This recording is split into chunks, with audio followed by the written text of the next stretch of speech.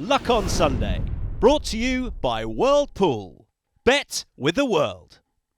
We are going to celebrate the heroes of the week before then, and two men flew the flag most earnestly for this side of the Irish Sea. They were Dan and Harry Skelton, of course, with 4 winners apiece, 2 Grade 1s, 2 brilliantly campaigned handicappers. Dan, Harry, good morning to you both. Morning. Morning, Nick. You're looking very, very serious this morning, but there's the serious business of the Trainers' Championship ahead, Dan. We'll come to that in a little while. But in a sentence or two, just sum up how you feel this Sunday morning after what's probably been the most extraordinary and dramatic week of your life. I firstly feel very tired after last week. It was just a cauldron of emotions. I don't really know what I was feeling at any time. It's just great to be able to watch it all back and remember what it felt like. I remember just being there when Langadan won and just thought to myself, just remember this, remember what it feels like, because sometimes you walk away from there and you can't even remember what it was like. You just get so caught up and full of adrenaline. But it was remarkable. The one thing I feel most of all, though, is pride. I'm so proud of what the horses and the team have achieved. And I was so proud to watch Harry ride them like the way he did. On a normal year, he'd perhaps been leading rider. Maybe we'd have been leading trainer in a normal year. But when Willie Mullins is around, anything is but normal, I'm afraid. Harry, I want to ask you, and because you're not sitting in the same room, and I don't even think you're sitting in the same house this morning, can you not spare Dan's blushes, please, and tell me why this enterprise has achieved what it has? I think determination, to be honest, Nick, and just hard work. And it's taken us a while to get here, but I think that's down to our father. He installed that into us from a very young age, and he had to wait 58 years for his dreams and everything. But it just shows you just got to keep going. And you need to be led by a very good leader, and we've got that, and we've got a great team around us also. So there was a lot of decisions had to be made last week, right races, and with a few of the horses, and Dan got spot on, and they were in the right races. And I'm guessing sometimes, even though it's a big team effort, you have to look to the bloke with the name on the licence to actually stick his neck above the parapet and say, no, I'm going to run this horse here. For sure. At the end of the day, his name's the one on the dotted line, and he's the one that steers the ship. But that ship, gets driven by a lot of people. But Dan will tell you that, and there's a lot of people around that make it happen. But at the end of the day, to run Protectorat in the Ryanair and to run Grey Dawn and in the Turners, at the end of it all, the buck stops with him. So his final decision, and they were in the right races. Once you'd made those decisions, Dan, were you ever doubting yourself? Did you ever think, oh God, I'm not sure I've done the right thing here? Last Saturday, when it was a dry day, when we were all at Sandown, I'd walked Cheltenham on Friday and convinced myself that the Grey Dawning was correct for the Turners. And I'd seen every forecast there was and sort of come to the conclusion that was correct. And then was there on Saturday and getting reports of a dry, clear day, the ground turning good to soft at Cheltenham. And there was just a minute's wobble there. But I knew the forecast was coming for Sunday and Monday. And that just cemented the decision. Protectorat was a very easy decision to make, to be honest with you, because the obvious evidence was we're not hitting the Gold Cup standard. So, stop trying to push on a door that you just cannot open. Grey Dawning was a little more complicated. I'd have fancied him in the race on the Wednesday in the Brown Advisory.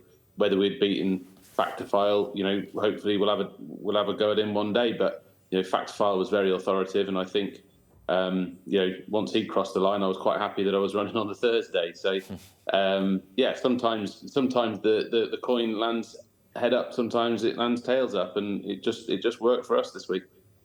Have you ever known Harry ride Cheltenham better or with more confidence?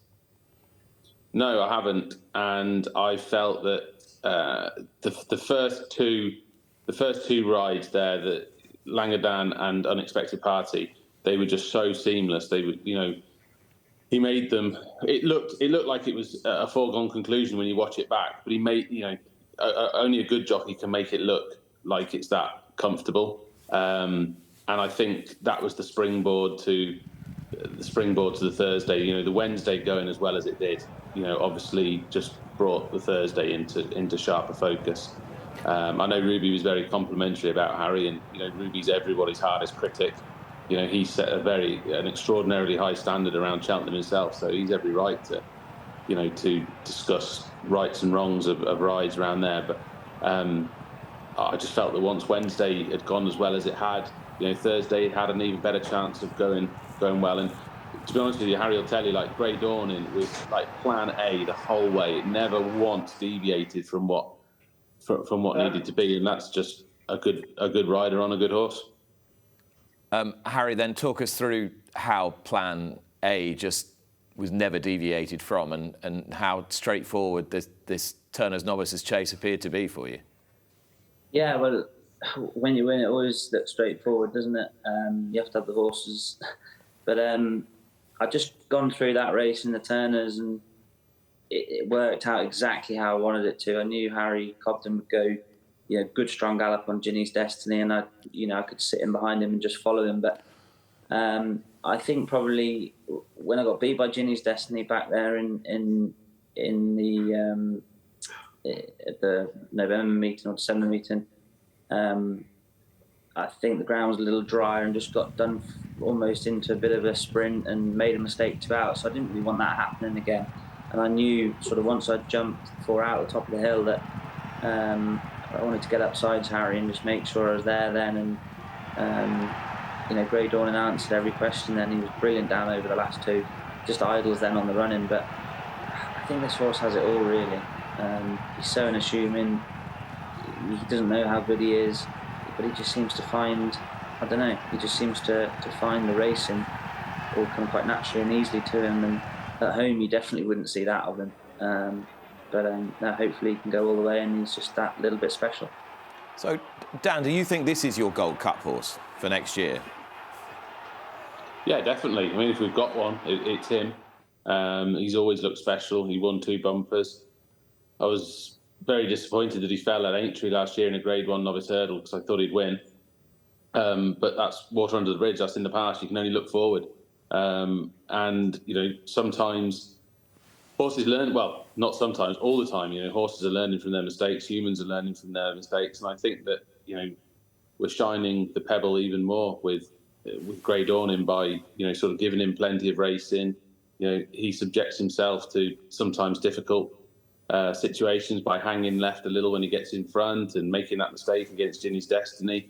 But it's when they're doing things like that, it means that there's room for improvement. If they just go around on the bridle, win 5 lengths, of course that's great. But they're not actually. Where's the improvement coming from? All the horses turn up at these big festivals 100% fit, so there's no fitness angle coming to improve on. Yes, there's age and strength and everything else, but you can see a horse like Grey Dawning. He is just still learning a bit as he goes. So he's going to have to go a long way yet. We know the standard that Protectorat is and doesn't and isn't able to win a Gold Cup. So we know how high we've got to go, and we're 3 parts of the way there, but we're certainly nowhere near the top. And Harry, Protectorat, I know it's a lesser group of horses than it would have been in the Gold Cup, but was my eye deceiving me that he just seemed to be going and travelling and finishing with a sort of terrier-like enthusiasm that we haven't always seen? No, that's fair to say, but I think a good call really dropping back in trip to 2-5 and a real strongly run race helped him, but he's never that easy, this horse.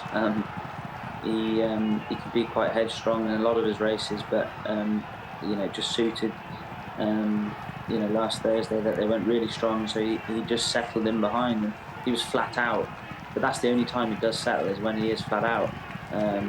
And once I'd sort of straightened up, and I'd sat against him the whole way down the hill, and I had momentum turning in, and once I straightened up, then I felt Envoy Allen come to me. But when I jumped 2 out, I thought, if he's not going by me yet, he's going to struggle to get by me. So I knew I'd stay real well.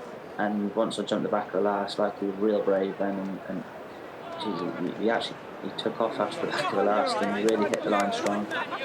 And that's a lovely moment there. I didn't think John Hales was going to let you go, Harry. That's a long association that goes back a long, long way.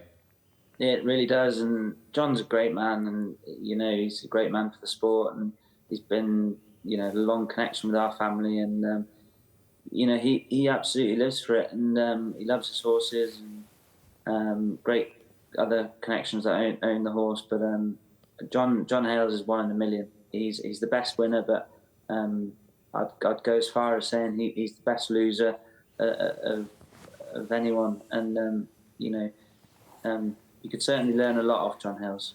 Now, Harry, there's a lot of people in this sport who are ringing the date April 24 in their calendar because it's the date that the deadline has been set for the determination on levy reform. That's not why it's uppermost in your mind, is it? No, we've got a busy April coming, I think, Nick. So, April the 24th is Bridget's due date. 23rd. Is it 23rd, is it? Yeah. Oh, wrong by one. And that is just around about the time when we could be getting into the most exciting part of this Trainers' Championship battle. It's going to be an interesting few weeks ahead. It sure is, but we're looking forward to it.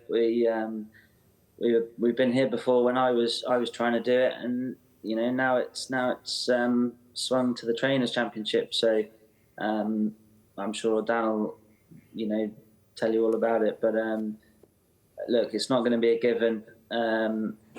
We worked for Paul for a long time, and we're going to have to fight for it. But we don't mind a fight, and we'll give it a go all the way right to the very end.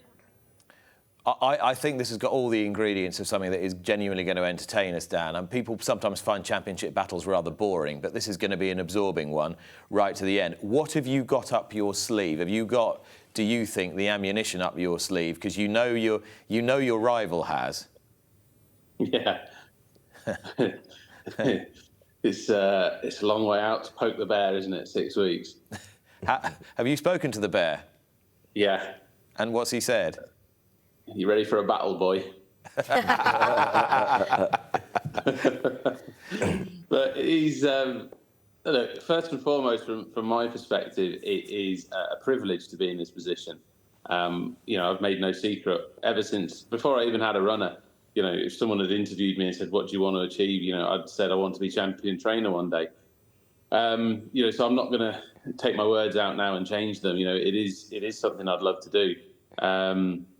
And we're in this position because of everyone who's helped us get here. And I've got a lot of support, just like Paul has. It's I draw great comparisons to when I worked for Paul when he was having a head-to-head with Martin Pipe or Nicky Henderson. All the text messages and support that you get, going, "Come on, you can do it, and we're behind you." And Paul's getting exactly the same as I am. He's getting exactly that same support, and it will be interesting. We've got lots of horses to run.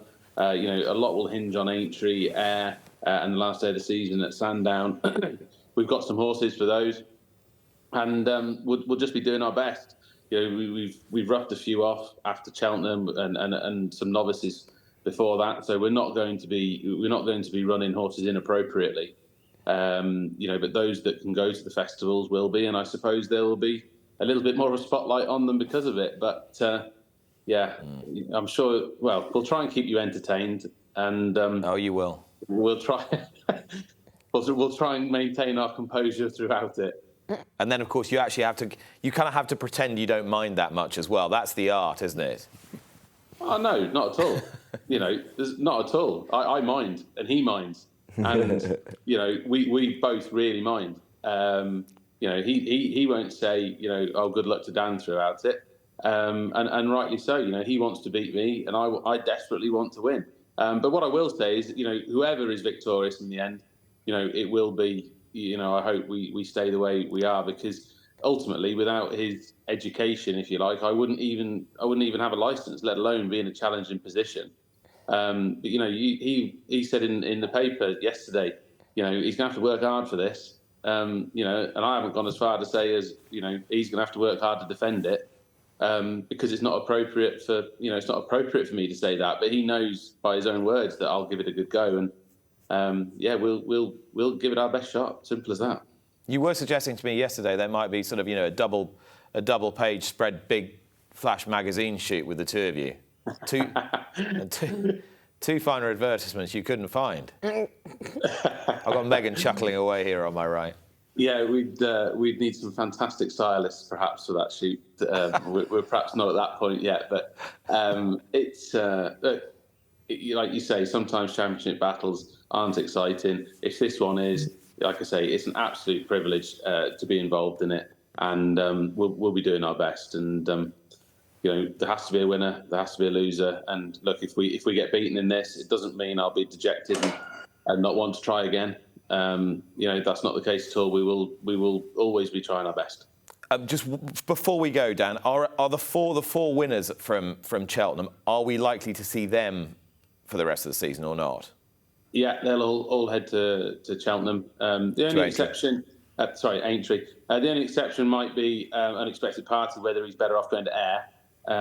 But yeah, they'll go to Aintree, and hopefully everyone's happy, healthy, and safe, and we can throw the right ones in the right races, and we don't have to sort of do silly things. I won't be doing that, because it's just not right. Will you end up with exactly the same trip debates over the 2.5 mile chase winners, or will they just stick at 2.5, the pair of them? No, Grey Dawning will go to 3. Yeah. And Protectorat, we'll see. I suppose a lot would depend on the ground for Protectorat. All right, Dan, congratulations. Harry, congratulations on what's been a fantastic, I'm not going to say breakthrough week, but certainly marquee week for the Skeltons, and let's enjoy the rest of this season. Thanks so much to you both. Thank you. Watch live racing now on racingtv.com.